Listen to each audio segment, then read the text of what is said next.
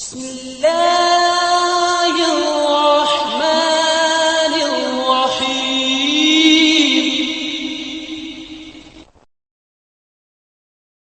السلام علیکم ورحمۃ اللہ وبرکاتہ. الحمد للہ رب العالمین والصلاة والسلام علی رسول اللہ اما بعد. وعن عبداللہ بن عمر رضی اللہ تعالی عنہما قال قال رسول اللہ صلی اللہ علیہ وآلہ وسلم الظلم ظلمات یوم القیامہ رواہ البخاری ومسلم او کما قال النبی صلی اللہ علیہ وآلہ وسلم. سامعین محترم، آج کا جو ہمارا یہ درس ہے، لیکچر ہے، کلاس ہے، یہ بھی معاشرے کے ریلیٹڈ ہے. میں اور آپ اپنی اپنی جگہ پہ دیکھیں تو ہم اپنے آپ کے ساتھ، لوگوں کے ساتھ کتنا ظلم کرتے ہیں. ہم نے جو حدیث پڑھی ہے، عبداللہ بن عمر رضی اللہ تعالیٰ عنہما اس حدیث کے راوی ہیں. وہ روایت کرتے ہیں کہ نبی صلی اللہ علیہ وآلہ وسلم نے فرمایا کہ الظلم، ظلم جو ہے، ظلمات یوم القیامہ، قیامت والے دن اندھیرا ہوگا، کئی حصے اندھیرا ہوگا. او کما قال نبی صلی اللہ علیہ وسلم. اب ظلم کا مطلب کیا ہے؟ اہل لغت اور علماء نے اس کی جو تعریف کی ہے وہ یہ ہے کہ اصل چیز کو اس کی جگہ کے علاوہ رکھنا، یعنی کہ کسی حقدار کی چیز اس تک نہ پہنچانا، کسی ایسے بندے کو دے دینا جو اس چیز کا حقدار نہیں، یعنی کہ حقدار تک اس کا حق نہ پہنچنے دینا، کسی اور کو دے دینا، یہ ہے ظلم. اب ظلم کی تین قسمیں: اللہ کے ساتھ ظلم، لوگوں کے ساتھ ظلم، اور تیسرا اپنے آپ کے ساتھ ظلم. اب اللہ تعالیٰ کے ساتھ ظلم کیا ہے؟ سورہ لقمان کے اندر اللہ فرماتا ہے کہ ان الشرک لظلم عظیم، اللہ کے ساتھ شرک کرنا بہت بڑا ظلم ہے. اور یہ شرک ایک ایسا ظلم ہے کہ جس کے بارے میں قرآن مجید میں اللہ سبحانہ و تعالیٰ نے خود ہی فرمایا کہ انہ من یشرک باللہ فقد حرم اللہ علیہ الجنہ، کہ جس نے اللہ کے ساتھ کسی کو شریک ٹھہرایا، اللہ نے اس کے اوپر جنت کو حرام کر دی ہے. اور صحیح بخاری کے اندر نبی صلی اللہ علیہ وآلہ وسلم سے حدیث مروی ہے. آپ علیہ السلام فرماتے ہیں من مات وہو یدعو من دون اللہ ندا دخل النار، جو اس حال میں فوت ہوا، اس حال میں مرا کہ وہ اللہ کے ساتھ کسی کو شریک ٹھہراتا تھا، اللہ کے علاوہ کسی اور کو غیبی مدد کے لیے پکارتا تھا، وہ جہنم میں داخل ہوگا. تو اللہ کے ساتھ شرک جو ہے، اللہ کے ساتھ جو ظلم ہے، یہ اللہ کسی بھی صورت میں معاف نہیں کرے گا. اور ایک ترمذی کے اندر روایت ہے، نبی علیہ السلام فرماتے ہیں کہ ایک بندہ کل قیامت والے دن اگر زمین سے آسمان تک نیکیاں ہی نیکیاں لے کے آ جائے، ان نیکیوں میں یہ شرک ہو، تو اللہ ساری نیکیوں کو برباد کر کے اس بندے کو جہنم کے اندر پھینک دے گا. اور اگر زمین سے آسمان تک گناہ ہی گناہ ہو، شرک نہ ہو، تو اللہ ان گناہوں کو معاف کر کے جنت میں داخلہ دے دے گا.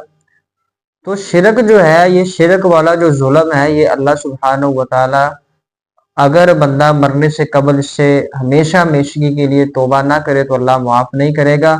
اگر اسی حال میں بندہ مر گیا تو وہ پکا جہنم کے اندر رہے گا، کیونکہ اللہ سبحانہ و تعالیٰ نے اس کے اوپر جنت کو حرام کر دیا. اب جو دوسری قسم ہے لوگوں کے اوپر ظلم کرنا، اللہ سبحانہ و تعالیٰ فرماتے ہیں قرآن مجید کے اندر جزاء سیئۃ سیئۃ مثلھا، کہ برائی کا بدلہ برائی ہی ہے، جیسی برائی کریں گے ویسا ہی اس کا بدلہ ہے. آپ اور میں دیکھیں کہ ہم لوگوں کے اوپر کتنا ظلم کرتے ہیں.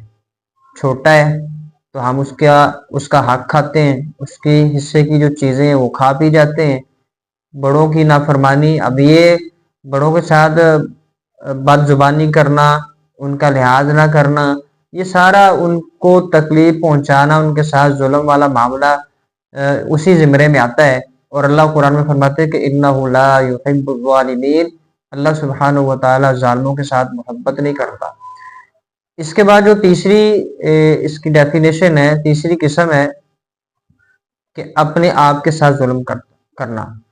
فَمِنْهُمْ ظَالِمٌ لِنَفْسِهِ، بعض ان میں سے ایسے ہیں جو اپنے آپ کے اوپر ظلم کرتے ہیں۔ میں اور آپ دن کے اندر کئی گناہ کر جاتے ہیں، کئی گناہ کرتے ہیں، صبح سے لے کے شام تک، شام سے لے کے صبح تک ہم گناہ ہی گناہ کرتے رہتے ہیں۔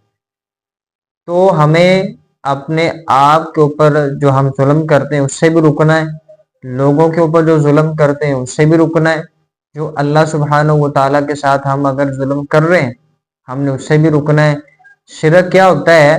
شرک یہ ہوتا ہے کہ اللہ کے علاوہ کسی کو غیبی مدد کے لیے پکارنا، یا علی مدد، یا رسول اللہ مدد، یا غوث اعظم مدد، اس طرح کے جو کلمات ہیں، یہ کہنے سے اللہ سبحانہ و تعالیٰ کو تکلیف ہوتی ہے، لیکن وہ ایک الگ بات ہے کہ اللہ سبحانہ و تعالیٰ اسی وقت پکڑ نہیں کرتا، اللہ ڈھیل دیتا ہے کہ شاید میرے بندے کو سمجھ آ جائے۔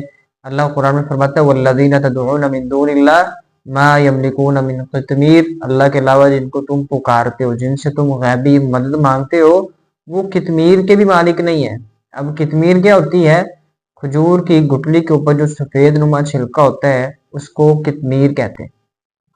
اللہ کہتا ہے میرے علاوہ جن کو تم پکارتے ہو وہ اس کے بھی مالک نہیں ہیں۔